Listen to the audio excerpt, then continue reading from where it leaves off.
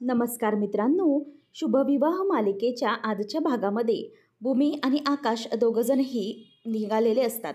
त्याच वेळेला आकाश हा भूमीला म्हणतो की भूमी थांब, मी आत्ताच जाऊन नारळ पाणी घेऊन आलो.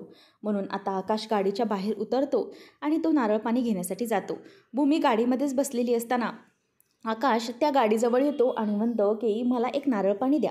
आणि त्याच वेळेला तो जो माणूस असतो त्याला नारळ पाणी देतो. त्यानंतर मग इथे भूमीच्या गाडीवर एक बाई येते आणि ती त्या खिडकीवरच दरवाजा नॉक करायला लागते. मग आता भूमी म्हणते की बोला काय झालं आहे. तेव्हा मग भूमीला ती म्हणते की ताई, यातलं एखादं लॉकेट घ्या ना. तेव्हा भूमी म्हणते की नको नको ॲक्च्युली मला हे लॉकेट. तेव्हा मग ती म्हणते की ताई, खरंच हे लॉकेट ना खूप चांगलं आहे. याच्यामध्ये ना जर तुम्ही नजर वगैरे घातलत ना तर नजर वगैरे काहीच लागणार नाही. घ्या ना हे लॉकेट, यातलं एक लॉकेट घ्या ना. तेव्हा भूमीला ती म्हणते की ताई काय आहे ना, माझ्या मुलाला दूध पाजण्यासाठी पैसे हवे आहेत. त्याच वेळेला ती म्हणते की ठीक आहे चालेल, यातलं एक लॉकेट द्या. तेव्हा मग ती ताई म्हणायला लागते की काय ना, यातलं एक लॉकेट घेतलात तरीही तुमच्या कोणालाही नजर लागणार नाही. भूमी म्हणते की ठीक आहे, एक काम कर, हे पैसे घे. तेव्हा ती म्हणते की ताई माझ्याकडे सुट्टे नाही आहेत. मग भूमी तिला म्हणते की हे राहू दे तुझ्याजवळ, हे पैसे आहेत ना, त्याने तू एक काम कर, तू ह्यालाही दूध पाज आणि तूही काहीतरी खाऊन घे हां, असं ती म्हणते. त्यावेळेला मग आता ती म्हणते की ताई तुम्हाला काही कोणालाही नजर लागणार नाही.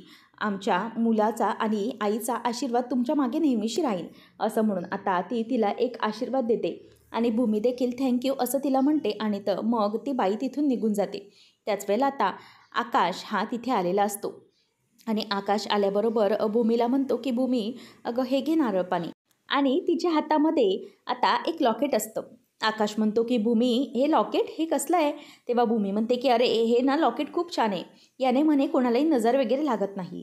तेव्हा आकाश म्हणतो की काय नजर वगैरे लागत म्हणजे काय, मला कळलं नाही. तेव्हा मग भूमी म्हणते की अरे आता ना एक बाई ताई आल्या होत्या, त्यांनी हे लॉकेट मला दिलेलं आहे. तेव्हा मग आकाश म्हणतो की अगं भूमी असं काही असतं का कधी, म्हणजे कुठल्या लॉकेट काही गळ्यात घातल्याने नजर वगैरे लागत नाही असं काही असतं थोडीच. तेव्हा मग आता भूमी म्हणते की अरे मला माहिती आहे की असं काही नसतं, पण तुला माहिती आहे का की श्रद्धेवर सगळं अवलंबून असतं. आपण देवावर श्रद्धा ठेवली की सगळं काही व्यवस्थित असतं. ते जाऊ दे, अरे ॲक्च्युली ना त्यांना त्यांच्या मुलाला दूध पाजायचं होतं, म्हणूनच त्यांना पैसे हवे होते. मग मला सांग की होणाऱ्या आईने एखाद्या असणाऱ्या आईला नाराज करणं मला बरोबर वाटलं नाही रे, म्हणूनच मी त्यांना पैसे दिले आणि त्यांच्याकडून हे लॉकेट खरेदी केलं. आकाश म्हणतो बरं ठीक आहे चालेल, तुझी श्रद्धा असेल ना तर मग घे घालून. तेव्हा मग भूमी म्हणते की आकाश हे मी काही माझ्यासाठी नाही घेतलं आहे, हे मी तुझ्यासाठी घेतलं आहे. तेव्हा आकाश म्हणतो की माझ्यासाठी, अगं मला कोणाची नजर लागणार आहे. तेव्हा मग भूमी म्हणते की आकाश अरे असं कसं बोलतोयस तू, कोणाची नजर लागणार आहे म्हणजे माझा नवरा इतका हुशार आहे, कर्तबगार आहे, इतका राजपिंड आहे, देखणा आहे, सुलक्षणी आहे, त्याचप्रमाणे सगळ्या गोष्टी कंपनी अगदी घर सगळं व्यवस्थितपणे अगदी तो हँडल करतो. मग माझ्या नवऱ्याला कोणाची नजर लागली नाही पाहिजे ना. इतका सुंदर आहे माझा नवरा, देखणा आहे, मॅच्युअर आहे, समजूतदार आहे, इतका प्रेमळ देखील आहे. मग किती जणांची त्यांना नजर लागत असेल बरोबर ना, म्हणूनच तुझ्यासाठी हे. तेव्हा मग भूमीला आकाश म्हणतो की भूमी की तू माझं जास्तच कौतुक करतेस असं नाही वाटत आहे का तुला. तेव्हा भूमी म्हणते की जास्त वगैरे कौतुक काहीच नाही आहे, अगदी बरोबर कौतुक करत आहे मी, असं आता ती त्याला म्हणत असते. त्याच वेळेला मग आता इथे आकाश म्हणत असतो की भूमी बरं ठीक आहे. मग आता भूमी म्हणते की माझ्या नवऱ्याला कोणाचीही नजर नको लागायला, म्हणून मला एवढं तरी केलंच पाहिजे बरोबर की नाही. ये चल ये इथे मी तुला हे लॉकेट घालते. असं म्हणून आता भूमीही त्याला लॉकेट घालत असते. आकाश म्हणतो की ठीक आहे, तुम्ही जसं म्हणाल तसं. असं म्हणून आता आकाश हा स्वतःची मान पुढे घेतो आणि भूमी ही आकाशच्या गळ्यामध्ये ते लॉकेट घालत असते. आणि त्याच वेळेला आता ते लॉकेट घालत असताना इथे आता आकाश हा पुढे होतो आणि त्यानंतर भूमी ही त्याच्या गळ्यामध्ये अगदी मनापासून लॉकेट घालत असते आणि त्याला कोणत्याही प्रकारची नजर नको लागायला अशी देवाकडे ती विनंती करते. त्याच वेळेला आकाश आता आजूबाजूला बघतो आणि नंतर भूमी ही जवळ आलेली असते, तर आकाश आता भूमीच्या गालांना किस करतो. त्याच वेळेला आता भूमी ही आकाशकडे बघून लाजते आणि आकाशच्या गळ्यातून लॉकेट घालून ती पटकन आता बाजूला होते आणि म्हणते की आकाश हे आपलं तुझं बरं आहे हा, प्रत्येक वेळेला कुठे ना कुठेतरी तुला फाजीलपणा करायचाच असतो. असं म्हणून आता आकाश तिच्यावर हसायला लागतो. त्यानंतर मग आता आकाश हा भूमीला म्हणतो की हे घे नारळ पाणी पिऊन घे चल पटकन. तेव्हा भूमी म्हणते की आकाश अरे हे काय एकच तुझ्यासाठी. तेव्हा मग आता आकाश म्हणतो की थांब हे धर नारळ पाणी. आणि मग तो त्याच्या खिशामधून 2 स्ट्रॉ काढतो आणि म्हणतो की हे बघ, ह्या 2 स्ट्रॉने आपण नारळ पाणी पिणार आहोत. आता मग आकाश आणि भूमी दोघेही हसायला लागतात आणि नंतर दोघेजणही ते स्ट्रॉनेच एकत्र नारळ पाणी एन्जॉय करत असतात. भूमी आता आकाशकडे बघून अगदी हसत असते. आणि नंतर दोघंजण इथे नारळ पाणी एन्जॉय करत असताना आकाश आता भूमीकडे बघत हसतो आणि तिला डोळ्यांनीच इशारा करत असतो की काय कशी वाटली माझी आयडिया. त्याच वेळेला आता भूमी देखील डोळ्यांनीच त्याला इशारे करत अगदी मस्त खूप छान असं त्याला आता ती सांगत असते आणि ते पाहून आता तो देखील हसत असतो आणि भूमी देखील त्याच्याकडे बघून हसत असते. नंतर आपल्याला पाहायला मिळतं की आजी आणि मानसी दोघेजण देवीकडे प्रार्थना करत असतात. आता आजी म्हणते की देवीजवळ दिवा लावूया, कारण आपली मुलं ही भरपूर दिवसानंतर अशी बाहेर फिरायला निघालेली आहेत ना. आकाश आणि भूमी यांचं देवी आई तू संरक्षण कर, त्यांना सगळ्या वाईट गोष्टींपासून लांब ठेव. काही झालं तरीही काही वाईट शक्ती त्यांच्या आजूबाजूला फिरत असतील त्यांच्यापासून त्यांचं नेहमी तू संरक्षण कर, कारण काही झालं तरीही या सगळ्या गोष्टी या सुखरूप घडल्याच पाहिजेत. भूमी आणि आकाश हे दोघंही व्यवस्थित गेलेच पाहिजेत असं इथे आजी आता म्हणत असते. त्यानंतर मग आजीला लक्षात येतं की समोर देवाला आज हारच चढवलेला नाही आहे. म्हणून ती म्हणते की अगं मानसी, तो हारच आहे, जरा तो फुलवाला होता ना, तो जरा उशिरा आला होता ना, म्हणूनच आज हार काही मला चढवता आला नाही. त्याच वेळेला आता आजीच्या हातामध्ये ती म्हणते की हे घ्या आजी, हार घ्या. तेव्हा आता आजी तो हार काढायला जाते आणि त्याच वेळेला आजीच्या लक्षात येतं की तो हार आता वाढवलेला आहे आणि हार पाहिल्यानंतर आजी खूप घाबरते आणि रडू लागते. त्याच वेळेला आजीच्या आवाजाने सगळेजण येतात. अथर्व येतो आणि म्हणतो की अगं आजी, काय झालं, तू इतकी टेन्शनमध्ये काय आहेस. तेव्हा ती म्हणते की हे बघ ना काय झालं, फार मोठा अपशकुन झाला. अरे हा हार अशा प्रकारे वाढवला गेला आणि अचानक मी आकाश आणि भूमीसाठीच काहीतरी बोलत होते आणि अशा वेळातच हा हार वाढवला गेला. हा म्हणजे चांगला संकेत नाही आहे. खरंच मला खूप भीती वाटते. राजा काका म्हणतात की आई अहो काळजी करू नका, असं काही होणार नाही आहे. तेव्हा मग आता ती म्हणते की नाही हो, मी आकाश आणि भूमीबद्दलच बोलत होते आणि तेवढ्यातच हा हार वाढवला गेला, त्यामुळे मला खूप काळजी वाटते. काही होणार तर नाही ना मुलांना. त्याच वेळेला आता काका म्हणतो की नाही, काहीच काळजी करू नका, मुलांना काहीही होणार नाही आहे, ते सगळे सुखरूप असतील. आणि अहो कदाचित हा जो हार तयार करण्यासाठी त्या फुलवाल्याने दोरा वापरला असेल, तो कदाचित कमी झाला असेल किंवा काहीतरी त्याच्यामध्ये दोऱ्यामध्ये खराबी झाली असेल, म्हणूनच असं झालं आहे. तुम्ही प्रत्येक वेळेला त्याचा संदर्भ काही असा लावलाच पाहिजे असं काही नाही आहे, असं आता इथे तो म्हणतो. आणि नंतर मग राजा काका म्हणतो की काळजी करू नका, आपली आई योगेश्वरी ही त्यांच्या कायम पाठीशी आहे ना, म्हणूनच काळजी करण्याची काहीच गरज नाही आहे, सगळं काही व्यवस्थित होईल, असं आता इथे राजा काका हा त्यांना म्हणत असतो. तर आता पौर्णिमा त्यांच्याकडे बघत असते आणि म्हणते की काही नाही, रागिनी पटवर्धन सारख्या असुरी बाईपासून त्या दोघांचंही संरक्षण कधीही होऊ शकणार नाही. आणि त्यानंतर इथे आता अभिजित म्हणत असतो की आई अगं जरा शांतता राहा, काळजी करू नकोस, आपली माणसं त्यांच्या रस्त्यामध्ये तैनात आहेत आणि मी त्यांना सांगितलं आहे. अगं किती जणांना रिक्वेस्ट केली, कोणीही तयार होत नव्हतं, कमी पैशामध्ये ना कोणी तयार होत नव्हतं, कशी बशी काही माणसांना हात जोडलेत आणि रिक्वेस्ट केली आहे, काळजी करू नकोस, आकाश आणि भूमीच्या रस्त्यामध्ये ते लोक तैनात आहेत. त्याच वेळेला आता इथे रागिनी म्हणत असते की आत्ता कळेल आकाश आणि भूमीला की ही रागिनी पटवर्धन काय करू शकते ते. कसं आहे ना, मुंग्या जेव्हा माणसांच्या वस्तीमध्ये येतात तेव्हा त्या कशा चिरडल्या जातात ना, हे आज आकाश आणि भूमीला समजेल. काही झालं तरीही आकाश आणि भूमीचा पाठलाग आपण करणं सोडायचं नाही, आज त्यांचा निकाल आपण लावायचाच आहे, असं म्हणून ती खुश होत असते. आणि रागिनी पटवर्धनच्या तावडीत तुम्ही लोक पुन्हा आले असं म्हणून ती खुश होत असते. नंतर इथे आकाश आणि भूमी यांनी पुढचा पल्ला गाठायला सुरुवात केलेली असते, त्यांची गाडी आता पुढे पुढे चाललेली असते. आणि त्याच वेळेला आकाशच्या लक्षात येतं की मागून कोणीतरी एक गाडी येते, म्हणून आता आकाश हा गाडी नेत असतो आणि भूमी आणि आकाश दोघंजणही ती ट्रिप छान एन्जॉय करत असतात. भूमी आणि आकाश यांचा हात एकमेकांच्या हातात असतो. त्याच वेळेला इथे आकाशच्या लक्षात येतं की मागून कोणीतरी येत आहे आणि ती गाडी ही पाठलाग करत आहे, हे आकाशच्या लक्षात येतं. म्हणून आता आकाश म्हणतो की भूमी अगं मागून ना एक गाडी आहे, ती कदाचित ना आपला पाठलाग करते. म्हणून आता आकाश ही स्वतःची गाडी जोरात आता स्पीडमध्ये वाढवतो. तेव्हा मग भूमीला आता थोडासा धचका बसल्यासारखा होतो आणि भूमी आई गं अशी हळूच ओरडते. त्याच वेळेला आता इथे आकाश म्हणतो की भूमी अगं तू ठीक आहेस ना. तेव्हा ती म्हणते की नाही, अचानक गाडीचा स्पीड वाढवलास ना म्हणून तसं झालं. मग आता आकाश म्हणतो की भूमी गाडीचा स्पीड कमी केला तर ती गाडी आपल्या पुढे येईल अशी भीती मला वाटते. त्याच वेळेला आता भूमी म्हणते आकाश आता आपण काय करायचं आहे. त्याच वेळेला आता आकाश म्हणतो की थांब भूमी, इथेच थांब, मी बघतो ही कोण लोक आहेत ती, असं म्हणून आता आकाश हा गाडीतून बाहेर उतरतो. भूमी त्याला म्हणते की सावकाश आकाश, आणि आकाश म्हणतो की हो काळजी करू नकोस, तू इथेच आतमध्ये बसून राहा, बाहेर येऊ नकोस. आणि मग आकाश आता त्या माणसांच्या समोर येतो. आता तो माणूस म्हणजेच ती 3 माणसं त्यांच्या गाडीतून उतरलेली असतात. आकाश म्हणतो की हे काय चाललंय तुमचं, मी मगासपासून बघतोय की तुम्ही आमच्या गाडीचा पाठलाग करतायत, काय गरज आहे तुम्हाला पाठलाग करण्याची, तुम्ही आमच्या मागे मागे काय येत आहात, ओव्हरटेक करण्याचा प्रयत्न करत आहात, असा आकाश त्यांना ओरडतो. त्याच वेळेला आता तो माणूस म्हणतो की हो साहेब, तुम्ही काळजी करू नका, आम्ही राजाराम सरांची माणसं आहोत. तेव्हा मग आकाश म्हणतो की राजा काकाची माणसं? तेव्हा तो सांगतो की हो, ॲक्च्युली राजाराम सरांनीच आम्हाला इथे पाठवलेलं आहे आणि त्यांनी आम्हाला तुम्हाला असंच रस्त्यामध्ये भेटायला सांगितलं होतं. त्याच वेळेला आता इथे आकाश म्हणतो की रस्त्यात भेटायला म्हणजे मला काही कळलं नाही. तेव्हा मग आकाशला आता तो एक माणूस हा ते पेपर्स देतो आणि ब्रोशर्स देऊन म्हणतो की राजा सरांनी तुम्हाला हे द्यायला सांगितलं. मग आता आकाश म्हणतो की राजाराम काकांची माणसं, अचानकमध्ये मला काही कळलं नाही. तेव्हा आता तो म्हणतो की साहेब हे घ्या, दिल्यावर तुम्हाला सगळं काही कळेल, राजा सरांनीच हे द्यायला सांगितलं होतं. त्याच वेळेला आता राजाराम सरांनी म्हणजेच राजा काकाने दिलेले पेपर्स चेक करू लागतो. आकाश म्हणतो की हे काय आहे, दुसऱ्या हॉटेलचं बुकिंग?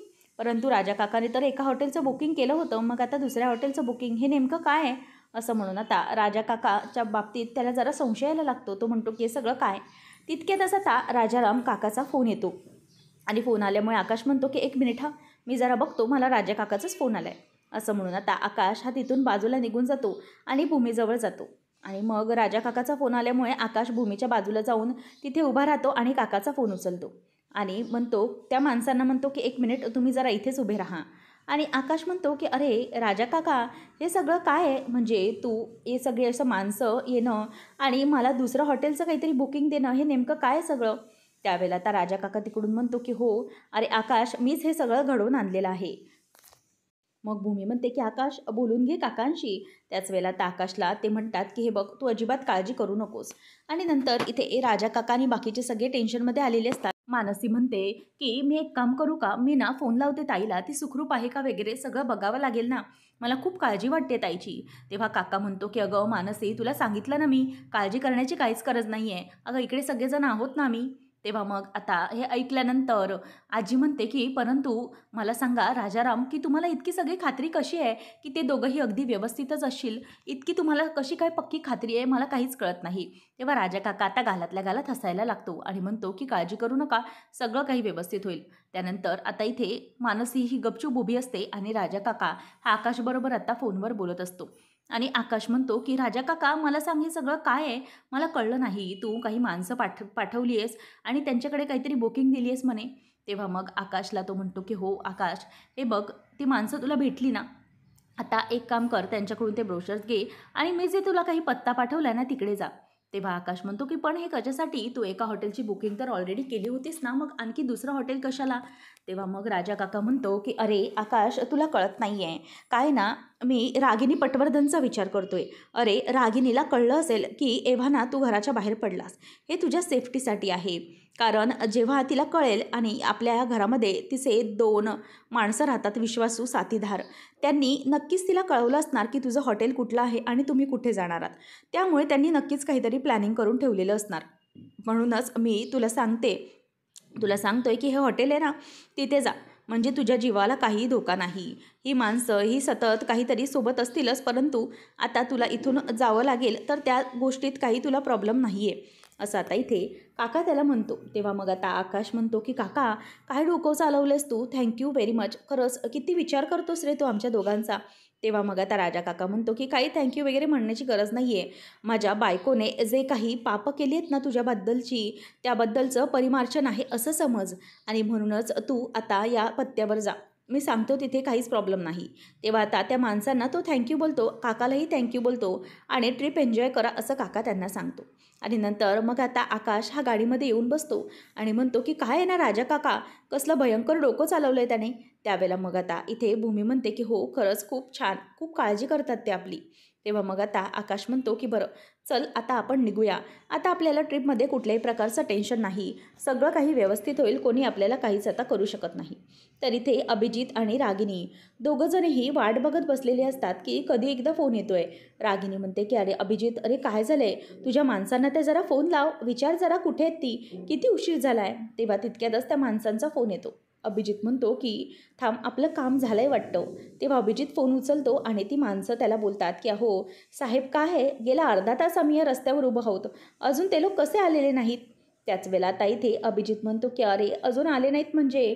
तेव्हा मग आता तो म्हणतो की तुम्हालाच माहिती आहे ते घरातून निघालेत की नाही, तुम्ही जो पत्ता सांगितला होता जिथे जाणार आहे तिथेच आम्ही रस्त्यावर तैनात बसलो आहे, परंतु ते अजून आले कशी नाहीत? अहो साहेब, आमच्या पण टायमिंगची खोटी होते ना, आम्हाला ही दुसरी कामं असतात ती पण काही करता येत नाही. तेव्हा अभिजित म्हणतो की बरं ठीक आहे. तेव्हा मग तो माणूस टोमणा मारतो की एकतर आम्ही कमी पैशामध्ये काम करत आहोत, त्यात तुम्ही इतकं उभं ठेवताय. तेव्हा अभिजित म्हणतो की थांब थांब, मी कन्फर्म करतो. आणि त्याच वेळेला आता इथे राजा काका हा बसलेला असताना आजी म्हणते की काय, खरंच राजा, तुमचं कौतुक करावं तेवढं कमी आहे. खरंच किती छान डोकं चालवलं आहे तुम्ही. तुम्हाला बरोबर माहीत होतं की ती काय करू शकते, म्हणून तुम्ही बरोबर त्याचा अंदाजा घेऊनच त्यांना दुसरीकडे पाठवलं. तेव्हा आता हे ऐकल्यानंतर राजा काका म्हणतो की हो, मला भूमी आणि आकाशच्या जीवाची काळजी आहे. काही झालं तरीही त्यांच्या बाबतीत कोणतीही रिस्क मला यावेळेला घ्यायची नव्हती. आणि याच्या अगोदरही रागिनीने काय काय कारस्थानं घडवून आणली आहेत याचा अंदाजा आपल्या सगळ्यांना आहेच ना. म्हणूनच मी आता ह्या सगळ्या गोष्टी घडवून आणल्या, जेणेकरून पुन्हा आकाश आणि भूमीला या ट्रिपमध्ये काही प्रॉब्लेम नको. आजी म्हणते की खरंच राजा काका, तुम्ही ग्रेट आहात. तुम्ही जे काही करताय ना, अगदी उत्तम करताय. आणि मग आता तुमच्यासारखा माणूस हा माझ्या आकाश आणि भूमीबरोबर असताना त्यांचं काही वाईट होऊ शकणार नाही, असं आजी तिला म्हणते. त्यावेळेला आता मानसी म्हणते की हो खरंच बाबा, तुम्ही ऐनवेळेला जो काही सिक्सर मारलेला आहे ना, त्यामुळेच आपले आकाश भाऊजी आणि भूमिताई कायम सुखरूपच राहणार. तुम्ही ऐनवेळेला जे काही रिसॉर्ट चेंज केलं आहे ना, त्यामुळे खरंच खूप मोठी मजा आली हो. तुम्ही फार मजा आणलीत, असं आता ती म्हणायला लागते. आणि अथर्व पण काकाचं म्हणजेच आपल्या बाबाचं कौतुक करत असतो. तेव्हा आता इथे हे सगळं चोंबड्या पौर्णिमाने ऐकलेलं असतं. पौर्णिमाला आता अभिजितचा फोन येतो, म्हणून ती धावत धावत तिच्या रूममध्ये येते. आणि मग अभिजित म्हणतो की अगं हे काय पौर्णिमा, अगं आकाश आणि भूमी अजून घरातून निघाले नाहीत का? ती माणसं रस्त्यात वाट बघतायत. तेव्हा मग पौर्णिमा म्हणते की अहो अभिजित, तुमचे बाबा आहेत ना, त्यांनी हे सगळं घडवून आणलं आहे. मग रागिनी म्हणते की अगं काय झालं आहे पौर्णिमा, जरा नीट सांग. तेव्हा पौर्णिमा म्हणते की बाबांना यावेळेला आईंना वरचढ ठरले येतं. बाबांनी ऐनवेळेला प्लॅनिंग चेंज केलं आहे सगळं. आकाश भाऊजी आणि भूमिताईचं रिसॉर्टच त्यांनी चेंज करून टाकलं. म्हणजे जायचं होतं एकीकडे, तर दुसरीकडेच त्यांना रिसॉर्टचं बुकिंग करून दिलेलं आहे. तेव्हा मग हे ऐकून आता रागिनीला खूप चीड येते. रागिनी म्हणते की हा राजाराम पटवर्धन, ऐनवेळेला याला नको ते डोकं चालवायला कोणी सांगितलं होतं? आई तर सगळं नुसतं प्लॅनिंग केलं होतं मस्तपैकी त्यांना जाळ्यात अडकवण्यासाठी, परंतु या माणसाने पुन्हा एकदा घोळ घालून ठेवला. तेव्हा मग आता पौर्णिमा म्हणते की आता काय करायचं आहे? तेव्हा अभिजित म्हणतो की पौर्णिमा ठीक आहे, तू आता फोन ठेव आणि एक काम कर, तिकडे जाऊन जरा बघ की म्हणजे तुला कुठे काही मिळतंय का. तेव्हा मग आता इथे अभिजित आणि रागिनी दोघंजणही एका ठिकाणी आलेले असतात, म्हणजे ट्रॅव्हल्स कंपनीमध्ये, जिथे राजा काकाने तिथून आकाशभूमीसाठी बुकिंग केलेली असते आणि स्वतःसाठी ते कायम तिथेच बुकिंग करतात. अशा विश्वासू माणसाकडे ते दोघं येतात. आता रागिनीने स्वतःचा चेहरा हा स्कार्फने बांधून घेतलेला असतो. तेव्हा मग आता तो माणूस म्हणतो की अभिजित पटवर्धन आणि तुमच्याबरोबर या बाई कोण? रागिनी पटवर्धन वाटतं. असं म्हटल्यावर आता रागिनीचा तो स्कार्फ बांधण्याचा काहीच उद्देश राहत नाही, म्हणून ती चेहऱ्यावरचा तो स्कार्फ आता बाजूला करून टाकते. तेव्हा मग तो माणूस म्हणतो की काय, जर चेहरा असा लपवायचाच असेल तर मग चेहरा लपवण्यासारखे कृत्य तरी कशाला करायचे, जर असं तुम्हाला उजळ मातेने फिरायचं असेल तर. तेव्हा मग आता अभिजित म्हणतो की ओ शांत बसा, आम्ही तुमच्याकडे काहीतरी कामाला आलो आहे. तुम्ही उगीचच नसत्या गोष्टी काढून आमच्याशी वाद घालण्याचा प्रयत्न करू नका. कुठलेही मॅटर्स काढण्याची तुम्हाला काहीच गरज नाही आहे. तुम्ही इथे तुमचं काम करताय, त्याच्यामुळे दुसऱ्या कोणाच्याही गोष्टीमध्ये तुम्ही नाक पुसत बसू नका. असं आता इथे अभिजित हा त्याच्यावरती दरडावतो. त्याच वेळी आता तो म्हणतो की बोला, तुमचं इथे काय काम आहे? तेव्हा मग अभिजित म्हणतो की आता या 2-3 दिवसांमध्ये बाबांनी काहीतरी बुकिंग केलेली आहे रिसॉर्टची. त्या बुकिंगबद्दल आम्हाला जरा डिटेल्स हवे होते. म्हणजे ते डिटेल्स आम्हाला कळले तर फार बरे होतील. त्याच वेळेला आता इथे तो माणूस म्हणतो की नाही, हे डिटेल्स आम्ही तुम्हाला देऊ शकत नाही, कारण ती एखाद्याची प्रायव्हसी जपणं असतं. म्हणूनच आम्ही हे डिटेल्स तुम्हाला देऊ शकणार नाही. तेव्हा मग आता तो म्हणतो की अहो आमच्या घरातलीच बुकिंग आहे, ती सांगायला काहीच हरकत नाही आहे. तेव्हा मग आता इथे तो माणूस म्हणतो की नाही, आम्ही अजिबात देऊ शकत नाही, कारण या सगळ्या माहितीचा दुरुपयोगही केला जाऊ शकतो. आणि राजाराम सरांनी मला सांगितलं होतं की माझा मुलगा किंवा माझी बायको हे त्यापैकी दोघं कोणीही ही माहिती विचारण्यासाठी येऊ शकतात, त्यांना माहिती देऊ नका म्हणून मी सांगितलं होतं. तेव्हा मग आता अभिजित म्हणतो की हे बघा, तुम्ही चुकीचं समजताय. हवं तर आम्ही तुमचं नाव कुठे येऊ देणार नाही. तुम्ही ही माहिती सांगा. तुम्हाला हवं तर आम्ही पैसेही देऊ, परंतु ही माहिती कुठेही जाऊ देणार नाही. तेव्हा मग आता तो म्हणतो की तुम्हाला काय वाटतंय की पैसे घेऊन लाज विकायला मी काय अभिजित पटवर्धन आहे का? असं म्हणून तो सरळ त्याचा अपमान करतो. अभिजित चिडतो आणि आता त्या माणसाजवळ म्हणतो की जास्त बोलताय असं वाटत नाही आहे का तुम्हाला? आता तुम्ही बऱ्या बोलाने माहिती देताय की असं म्हणून तो त्याची आता कॉलर धरायला जातो आणि त्याची कॉलर धरून म्हणतो की लक्षात घे, हे सगळं असं काहीच करण्याची गरज नाही आहे. तू तुझा स्वतःच्या मापात राहायचं आणि मला माहिती सांगायची, नाहीतर मग बघ मी तुझं काय करेन ते. त्याच वेळेला आता तो म्हणतो की हे बघा, तुम्ही जे काही कराल ते कराल, परंतु वरती CCTV कॅमेरा आहे. त्याच्यामध्ये हे सगळं काही कैद होत आहे. त्याच्यामुळे तुम्हाला मी पोलीस स्टेशन देखील दाखवू शकतो. लक्षात ठेवा, हे जे काही करताय ना ते फार चुकीचं करताय. म्हणूनच आता तुम्ही जे काही करताय ते सगळं इथे रेकॉर्ड होतंय.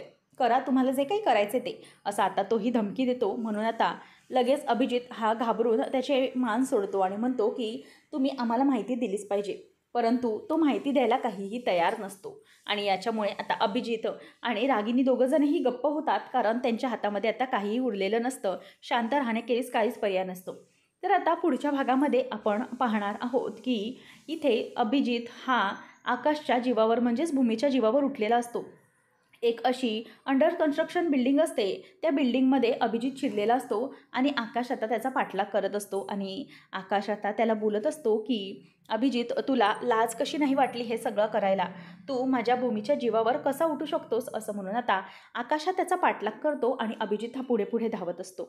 आता आकाश हा अभिजितवर चिडतो आणि म्हणतो की तुला हे सगळं करताना काहीच कसं वाटलं नाही, तुला मी सोडणार नाही. असं म्हणून आता इथे आकाश हा त्याला मारत सुटलेला असतो आणि अभिजितलाही आता खूप राग आलेला असतो आणि त्याच्या नाकातून आता रक्त येत असतं. त्याचमुळे अभिजित आता समोर बघतो तर समोरची ती बिल्डिंग अंडर कन्स्ट्रक्शन असल्यामुळे त्याला काही भिंती वगैरे नसतात. म्हणून आता अभिजित हा जोरात ओरडतो आणि ओरडूनच आता तो आकाशच्या मागे मागे धावत जातो आणि आकाशला तिकडून ढकलायला बघतो उंचावरून.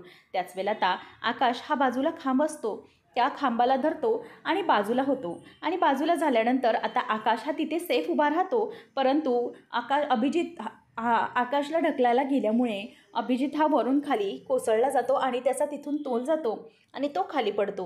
आणि त्याच वेळेला आता इथे अभिजित जेव्हा खाली पडतो तेव्हा आकाश हे सगळं वरून बघत असतो आणि अभिजित असा जोरात आवाज तो आकाशला जातो. त्याच वेळेला आता इथे काहीही पर्याय उरलेला नसतो, कारण आकाश अभिजितला वाचवू शकलेला नसतो. स्वतःच्या कर्मामुळे आता अभिजित खाली पडतो आणि त्याचा आता तिथेच जीव गेलेला असतो. आणि हे पाहून आकाशला फार मोठा धक्का बसतो. तर आता यापुढे नेमकं काय घडणार, आकाश या सगळ्या गोष्टींमध्ये अडकणार का, हे पाहणं रंजकतेचं ठरणार आहे. अशाच अपडेट्ससाठी चॅनलला नक्की सबस्क्राईब करा.